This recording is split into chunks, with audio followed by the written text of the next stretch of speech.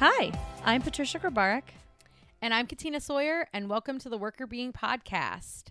So today we're going to be talking a little bit about discrimination in the workplace and fear of being yourself, which has nothing to do with what I'm about to talk about, which is that Patricia has some exciting news from this weekend. So I can't make a segue from those things into that. But do you want to announce what happened to you this weekend? Sure. I got engaged. I am now a fiance.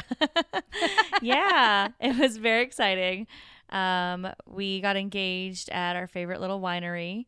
So it was really fun. It was a beautiful day, beautiful ring, beautiful emotions. So I don't know what else to say about it, but it was great. It's very exciting.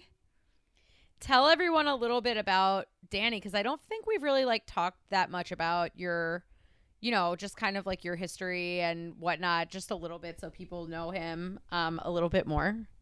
Sure. Yeah, so we actually met in 4th grade, which is kind of crazy. We're little babies hanging out. And we went to the same elementary school and middle school. And then we actually started dating in high school. So we've been dating for... oh, goodness. I'm going to blink on the number of years. 16 years. 16 years. It's crazy. It's a long time. We dated through the end of high school, into college. Then I moved to Pennsylvania for grad school, and he stayed in California. So we actually did about 5 years apart, and then came back to California and kind of settled into our careers, and now we're getting married. Yeah, it's exciting. I'm so pumped. I can't wait to go to the wedding and just see you all weddinged out. It's so fun. Yes, it'll be fun. We'll have Worker Being in Hawaii in a few months.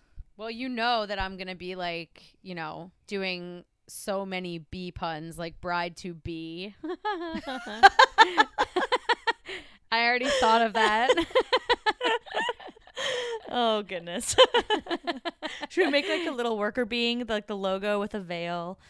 Yeah, that would be kind of we funny. should. But then we have to make Danny's the one, so everybody knows Danny is the one. If you like our little bee and you like our logo and you like all that stuff, Danny's the one who made all of that stuff. So he is. If he made a little bee with a veil, he would be, or if we made one, he would be the person responsible for making it. So hopefully he's on board with that idea.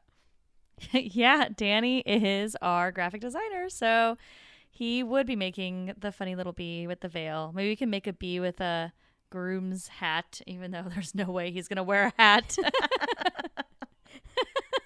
I don't know the last time I saw a groom wearing a hat. Or maybe a bow tie then. Maybe that's better. I don't know. Yeah, maybe that would I don't know be why better. my head went to the hat. No, I know what you mean though, because the black hat with the white thing on it, that is a groom hat, but grooms I don't think wear. It's an old-timey groom's hat. Maybe he wants to be an old-timey groom. Yeah. The bee is very traditional. I don't know. Danny doesn't really strike me as someone who wants to be an old-timey groom. I feel like he's a pretty modern guy. I would agree with that. But maybe the bee is not, and therefore he's going to fight for the hat. I don't know. It's possible. When Danny's in bee form, he takes on a whole other appreciation for hats. Oh my goodness. Well, I am so excited Thank for you. It's awesome. Danny's awesome. For everyone listening out there, they're a great couple, and Danny is super nice and awesome, and obviously so is Patricia. So it's always good to see two great people come together and be able to get hitched and make it happen. It's crazy, but thank you. I'm very excited. So excited. What about you? Yay. I mean, it's awesome. I know you didn't get engaged this weekend since you're already married, but no, I did not. Any exciting news or anything you want to share about how you're doing? No exciting news, but we went on a nice trip with a couple of friends, good friends of ours. Actually, the best man from our wedding and his wife. And we went on just a little like weekend getaway in Virginia with them to reconnect. So that was really nice and fun and relaxing. And then I spent most of Sunday working, which I try not to do, but I did do anyway. So I was kind of bad at being at work-life balance this week, but that's because I had a lot of fun on Friday and Saturday. So it was worth it. But yeah, so pretty much a low-key weekend for me, and gearing up actually for our 2-year wedding anniversary this weekend. Well, next Monday. So we've got an old married lady and a newly engaged bride to be. to be. Oh boy, we're getting way too much fun out of this stupid pun. That's gonna have to be enough on that, maybe. But I'll probably say it a few more times. Yeah, I think you will, but maybe we won't have to torture our listeners with that pun over and over again. It'll just be we'll for us. We'll secretly be giggling about it all year long. That's true. So yes, congratulations. Glad we both had a nice weekend. You had an exciting weekend. I had a chill weekend. And now we're here. Yes. And we're going to listen to your article that you were just talking about with discrimination. So can you tell us a little bit about it and the name and all that good stuff? Yes, I can. So the name of the article is Making the Invisible Visible: Fear and Disclosure of Sexual Orientation at Work. And it's by Belrose Ragins, Singh, and John Cornwell. And it was published in the Journal of Applied Psychology in 2007. Great. So a little bit, like a little over 10 years since the article was published, but sounds like an interesting topic. Yeah. It's an oldie but a goodie. So this is kind of one of the foundational articles that still has the findings from this have been replicated, and basically was one of the first studies to sort of ask the question of, if you had an identity that people wouldn't know about readily by looking at you, what is the process like, and what are the outcomes of trying to decide who you might tell about that identity, who you would disclose that identity to? So what makes you more likely to tell people about your identity and to be authentic at work? And then what are the repercussions if you feel like you can't tell people? So this was a really important study, because before this work, people in our field hadn't really thought about the idea that there may be some things that are really important to you as a person that have to do with who you are that you might not be able to tell people at work. That's crazy. 2007 seems really late for the field to be catching on to that. Yeah. But yeah, it does. That's insane. But I am glad to see that they did actually do something. So there was a study. I mean, that's when we started grad school. So you just hadn't gotten there yet, Katina. That's why it took so long.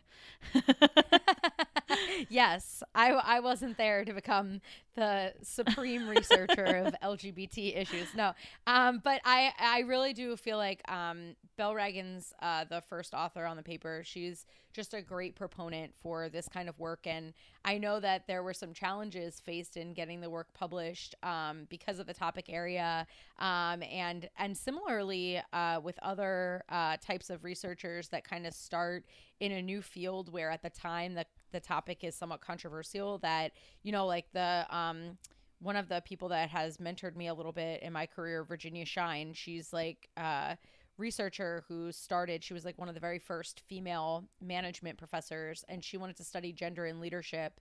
And I remember her telling me that when she first published like the very first paper that ever looked at gender and leadership, she was trying to get it published, the reaction of journal editors was just like, who cares about women in leadership? Like, how many female leaders are there actually? Like, they didn't think that anyone would have an interest in it. And so it got rejected a bunch of places before it got published. So I think it's always cool when people stick with it and try to, you know, put things through that maybe people aren't used to seeing, but at the time are necessary to move the field forward. So so this is one of those papers, and I think it's cool for that reason, but it also is interesting because we're still seeing some of these issues. Yeah, definitely. Today. It hasn't really gone away, even though it's, you know, over 10 years old at this point. I'm sure that these issues still pop up all the time, and Yeah, I think it's really important. So I'm glad we get to talk about it. So tell us a little bit about the findings. In this study, they were looking at basically what predicted whether or not people felt comfortable telling people about an invisible identity. So in this study, as it said in the title, they were using LGB employees as the sample, so sexual orientation minorities. But really, this could apply to, religious minorities or people who are managing disabilities, folks who maybe have an ethnic identity or a national origin identity that other people might not know about, that they might not feel comfortable talking about, or people who, are have a past maybe criminal background or something like that, where there's just something related to either something that they've done or something that they identify with that would be stigmatized moving forward in the workplace. Or even people who, grew up in poverty or continue to live in poverty. Those are the kinds of things that people might feel uncomfortable revealing or talking about in the workplace, but it is a part of who they are.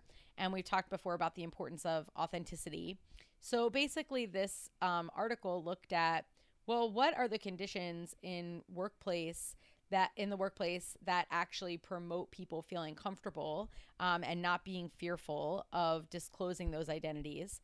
And then if they do feel comfortable disclosing those identities, what are the positive outcomes associated with it? And then, of course, the reverse of that is if they don't feel comfortable disclosing those identities, what is affected at work? And so part of what this article does is look at the intra processes that happen inside of people that make them feel less or more comfortable, and what the outcomes are for them psychologically. But it also has something to do with the business case, because some of the outcomes that they looked at in terms of job attitudes and things of that nature also impact the extent to which people can be productive and contribute to the organization fully.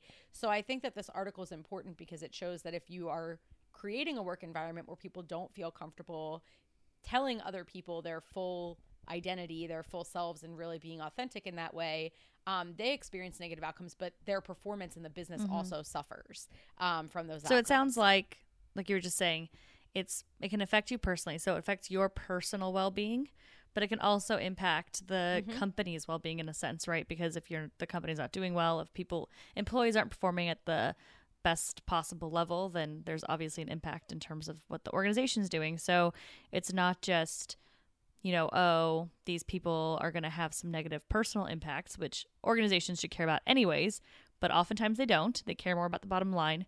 So this is showing that not only do we need to worry about how these people are feeling because of their own personal feelings and emotions and stress, etc., but we also need to think about that because it's going to impact how well they do on the job. Yeah, absolutely. And so I think, as with all things that are related to, making sure that workplaces are inclusive and that people feel comfortable being themselves, it should be the case that people just want to do that because it's the right thing. But of course, you'll come across, if you're a person who's listening and cares about these issues, but that there are other people in the workplace that might not care as much about these issues, it may be necessary to sell people on the business case as part of the way that you explain why this is important for the business. These outcomes that we're going to be talking about here, attitudinal outcomes and psychological outcomes, have an impact on whether or not people are going to be able to come in and perform. And obviously, if they're not able to perform to the fullest, then the company is not getting the most out of the ratio of what they're putting into the employee versus what they're getting out from a performance standpoint. That makes sense. So let's talk a little bit about the attitudinal things you're talking about. So the attitudes, the emotional side of the person. Yeah. So the outcomes that they measured in this particular study, so they measured a lot of different attitudes, and they basically chunked them into different groups. So there were work and career attitudes, work environment, psychological strains, and career outcomes that they measured. So types of work attitudes are things like how satisfied you are with your job, how committed you are to the company, how likely you are to want to turn over or leave your job, whether or not you perceive that there are opportunities for promotion in the company, if you're committed to your career overall, so not just your job, but the extent to which you feel like you really want to continue in this field, and then the extent to which you feel like you're happy and you feel valued in your organization. So those are the attitudes that they had talked about. And that was one chunk of the kinds of outcomes that they looked at in this study. I mean, those are all really important, right? If you feel like you want to leave, that's huge for the organization, and committed to the organization, obviously, big deal. You know, a lot of clients and a lot of people are concerned about turnover, in terms of, you know, making sure they can retain employees so that they're not spending crazy amounts of money trying to rehire and refill positions all the time, because it gets really, really expensive for an organization when there's a lot of turnover. So I think those outcomes really make a lot of sense, not just from a personal perspective, obviously, but from the company's perspective. Yeah, absolutely. We know from the literature that how satisfied you are on the job has something to do with how much energy and effort you put into your job performance, and as well as how committed you are to the job. And like you said, turnover, if people intend to turn over, that's a big predictor of whether or not they actually turn over. So if you don't want to spend a lot of time recruiting somebody else for a position, or, you know, if you have really talented people that you don't want to lose because you might not be able to replace them with somebody as talented, it's really important to be focused on, you know, are these talented people in my workplace intending to leave?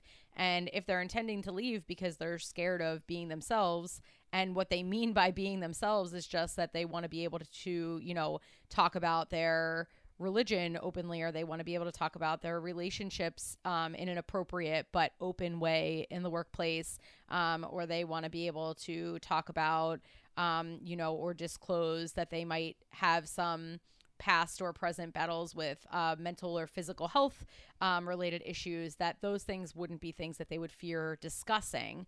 And if that's the case, then you know, they're more likely to want to stay and be committed and work hard in the organization. Yeah. I mean, it makes a lot of sense, right? If you're scared, if you feel this fear all the time, that you're like constantly watching what you say, it's obviously not going to be a very positive environment for you. Yeah. And so in that same vein, when people feel fearful of disclosing this information, they also found that they perceive the work environment to be more negative. And they also experience psychological strains. So they're more likely to experience work-related depression. So not depression in general, but just depression related to their actual work. More somatic physical complaints for health, and also just a general feeling of irritation overall, that they're more likely to feel irritable on a daily basis. And they're also less likely to be promoted the more fearful they are. So all of these things are sort of painting this negative picture that the person is feeling less well and less healthy, and they're also feeling less well about their organization. So being fearful of being able to speak about this kind of stuff is really impactful for individuals and for companies. I think it's really important, because kind of everything you were just saying is, you know, the negative work environment, that they're rating these work environments obviously negatively. Having something that's really irritable at work, like that's going to impact people that may not have an identity that they're scared about sharing with others. You know, if you have a coworker that's just always in a bad mood because of this, that's going to continue to make an even worse work environment. And honestly, the work environment probably isn't great to begin with. So it's almost like a sign that if people aren't comfortable sharing who they are, then that's almost like a big indicator, like a big red flag that this company has issues outside of just that one piece. It's probably just one problem in the broader picture. Yeah, I think that's definitely the case. And, you know, there are in this study things that they measured that tell you kind of what you can do about this. So what predicts whether or not people have this fear. And something really interesting to note is that they measured in this study the extent to which people had actually told people about this identity, as well as just the fear of telling people. And most people in the study, about 75% of people in the study, they had told some people, but not everybody, and some people had told a small amount of people, but 75% of the sample hadn't told every single person. So they were still able to say that they feared disclosing their identity to certain groups. And so they excluded from the fear of disclosure discussion, they excluded people who had disclosed to every single person at work, because you can't fear disclosing if every single person knows. Right. But within the sample of people who still had some people at work that didn't know, even if they had told a whole bunch of people, but there were still some that they didn't tell, it didn't really matter if they had told a bunch of people. The fact that they feared telling some people was actually what predicted all of these outcomes. So the extent to which they had actually told people didn't matter. It didn't predict any of those outcomes that I said.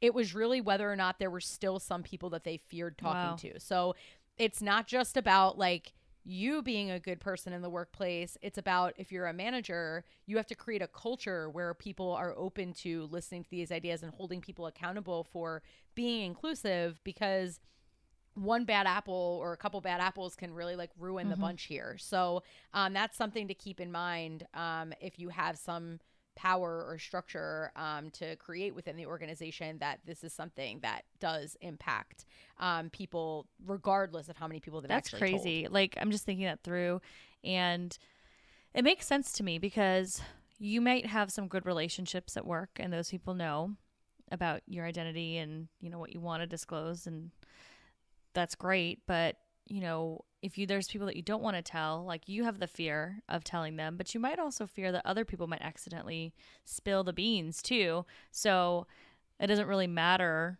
if there's some support, because that support could potentially hurt your secret, I guess, if you, you know, by accident. So I wonder if, I'd be really interested to know if there's some impact there, like if you haven't told anybody versus told some people, and are those the same? They might be the same, but I wonder what the causes are, because I bet there's probably a little bit of fear that someone tells somebody else. Yeah. Usually when people talk about this, they say that they only tell people that are very trusted. So that they know that the person will take the information seriously if they're in a workplace where they fear these like serious consequences. But even in this sample, which was about 500 people in diverse set of industries, in this sample, out of like on a scale of 1 to 7, with 1 being completely disagree and 7 being completely agree, on items like, if I disclose my sexual orientation to everyone at work, I would lose my job. I would be excluded from informal groups.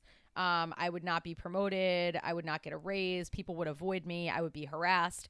On those kinds of items, with 7 being the highest, the mean for participants in this study was about a 4.75. So it's still pretty high that people are saying, you know, even though I've told some people, the people I haven't told, I feel if I did tell them, it would have serious consequences for me. So, and while this was a little while ago, 2007 is not that long ago, that, you know, we would think that there would be these huge societal shifts. And again, we still see similar reports today of people saying that they've experienced discrimination as well as fearing disclosure. Yeah. I mean, that doesn't surprise me at all. Like, just looking at our climate right now, it's very divisive within our country, and I'm sure that exists outside of the US as well. So I don't feel like, I mean, I'm not surprised if that would continue to be the case, that people have these fears. Yeah. And it's really sad and really unfortunate. And not only is it sad for the person that is experiencing it, but as we've said before, like for those of you that, you know, might need that extra message, or like who, you know, might need that extra message around the company, is really important. So, you know, you might be really nice to somebody and are not going to be judging them and are going to be open and supportive, but there might be other people in an organization that don't feel that way. But if they maybe understood some of the broader impacts on the culture and the performance of people within that company, maybe that would help. Because I think, to what you're saying, yeah, it could tell a couple people, but if not everybody's on board, not everybody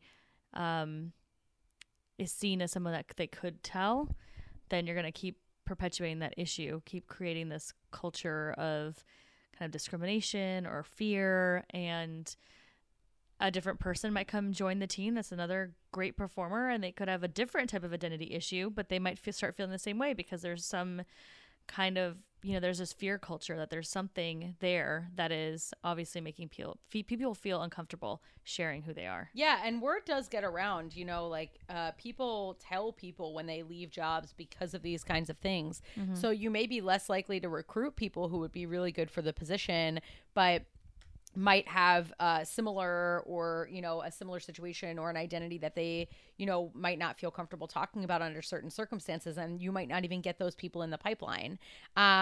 So I think it's really important from a recruitment standpoint, as well as a retention standpoint, and just from a, employee wellness and well-being standpoint, to make sure that people don't fear speaking about these things at work. So a couple things on that, just to give some kind of directives in terms of what was most important with regard to whether or not people were fearful of disclosure. The predictor, or the thing that had the most importance for whether or not people felt fearful about disclosing, was whether or not they perceived that their supervisor was supportive. Wow. Yeah, the next highest predictor was whether or not coworkers were supportive. And then the last one was whether or not they had perceptions of discrimination in the past. So whether or not they had bad experiences in a prior job, or in their current workplace where they actually faced like concrete discrimination because of their identity. But even over past experiences of discrimination. So if you think about that, I could have had a really, really terrible experience, but if now I feel like my supervisor is supportive, that's what really impacts whether or not I'm fearful of disclosing this to other people. And that's what keeps me from having all of those other negative outcomes. So the supervisor really plays a huge role here. So the comment you made earlier is huge about managers building that culture and that climate, because it really does come down to them. Since coworkers are second, that's important, but not as important. The supervisor is where it all stems from. So if you're a manager, if you're managing people at all, like, you really need to be someone, I think that's the case across the board, regardless of identity or fear. You want to be a supportive manager that makes people happy, that helps people perform better. They want to perform for managers that care about them.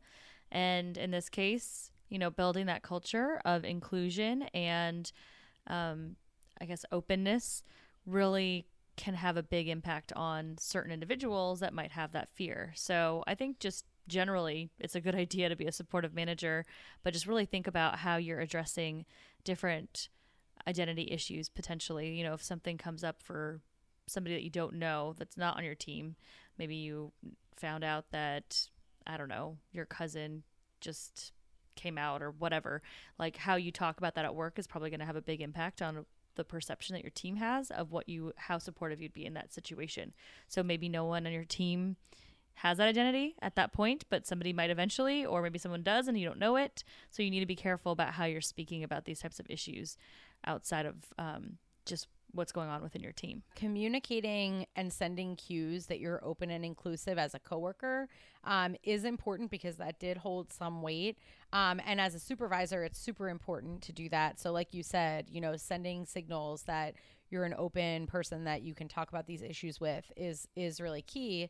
I also think that, if you're a person at work who knows that there's someone on the team who has an invisible identity that they don't feel comfortable talking about with everybody, you can also do your work as an ally to that person to try to influence up to create a more inclusive work environment. And sometimes it's just about making people aware that there may be people on the team that have this identity that might not feel comfortable without calling anybody out.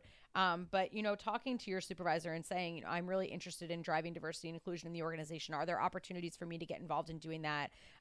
Or I want to talk about the extent to which people are really comfortable talking about identities here. I don't know that we have the most open workplace. Is there something that I could work on, or would you be open to the idea of me working on something that could help create more awareness or education for everybody, and including not just the supervisor, but all the folks on the team in that effort, I think is a good way to go about it. So if you're somebody who has this knowledge, instead of putting the burden on the person who has the identity, think about ways that you can drive more inclusive culture in the workplace as well. I think that's a great point. Yeah, I think it's up to everybody on the team, not just obviously the person that has that identity. You want as somebody that maybe doesn't, you want to make sure that you are also contributing positively to the inclusivity of your team. And I think, so we talked about managers, we talked about what you can do as even an employee. What about like at the organizational level? Does the article have any advice, or do you have any advice as to what a company can do? Yeah. So in other work here in this area by Bell Ragins, there's more on the organizational structure from a policy and policy perspective. And basically what we find from that perspective is that and I can link to in the show notes to the extra article as well. But basically what we find is that legislative policies at the societal level don't matter nearly as much as organizational policies at the proximal level. So if you're waiting for legislation to say it's illegal for people to discriminate against LGBT individuals, for example, we already have religious discrimination and Americans with Disabilities Act for mental and physical health. But if you're waiting for people to say, socioeconomic status is a protected class, or LGB is a protected class, or gender expression is explicitly a protected class, those kinds of things, I think it's not necessary for you to wait for you to be forced into creating those policies. What organizations can create on their own does make a difference in terms of whether or not people feel comfortable disclosing, and then that has impacts on the extent to which they feel comfortable in the workplace. So at the organizational level, your policies matter. That makes sense. Yep, that makes a lot of sense to me. So policies at the organizational level, support from the manager level, and openness. And coworkers, same thing. Support, being open, and making some moves to influence up. Those are kind of the key takeaways from what it sounds like. Yeah, and if you are a person that has an invisible identity and you're in a workplace where you're fearful, I think that, the best thing to do would be to find a workplace where you don't feel that way, where you have a supportive supervisor. If you're on the job market and you have options, think about weighing that as a really heavy part of your decision, the extent to which you think that your supervisor appears supportive, and your coworkers as well would also be impactful for that. So give weight to the culture around diversity and inclusion, or you may end up being unhappy in the long term. But if you can't do that and you don't have as much mobility, which most people don't, make sure to remember to take care of yourself on a regular basis until you can get yourself into a better situation. Mm-hmm. Give credence to these things. Don't feel that it's selfish for you to take time to try to cope from this, or don't feel like, you're crazy because you're feeling depressed, or you're feeling irritable, or you're having physical health issues related to some of these things. If you're struggling with disclosure in the workplace, those things are real. The data shows that this is actually a normal reaction to these kinds of bad circumstances. So recognize that it's happening and try to make sure that when you're outside of the workplace that you're taking time to focus on taking care of your mental and physical health so that you can try to minimize some of the damage. Yeah, that makes a lot of sense. That whole self-care piece that we always talk about. Yeah, absolutely. Yep. So that would be what I would say for if you have this identity. If you're a supervisor or coworker, make sure that you're sending really clear signals that you're supportive. Influence up if your supervisor's not supportive. Let them know the magnitude and the scope of these kinds of issues and what it could do for the business as well. And if you're an organization, put good policies in place. That wasn't in this article, but it's in other articles and also is important for disclosure and attitudes. Makes sense. Well, thank you so much for sharing this article. I thought it was really great. I think there's a lot of good key takeaways from it. Yeah, thank you for listening, and thanks to everyone who's here. We're so excited that you continue to listen to us, and we're thrilled to have you in our hive. Yes, thank you. And if you'd like to reach out, please do so. You can email us at workerbeing@gmail.com. You can find us on our website, workerbeing.com. And you can find us on social media, which is Instagram, Twitter, LinkedIn, and Facebook at WorkerBeing. WorkerBeing everywhere. That's what we're using. That's our business name. And also, at the time of this airing, we would have already released what we call our 5-day workplace wellness reset. So we really encourage you to go onto our website and subscribe to be able to get it, because it's a really fun challenge to help you kind of get motivated in improving your work life. Yeah, it's a lot of fun. Go download it. And thanks again for listening and for being a part of what we're so excited about. Thanks. Bye. Bye. The Worker Being podcast is hosted by us, Patricia Grabara and Katina Sawyer, and produced by Allie Johnson.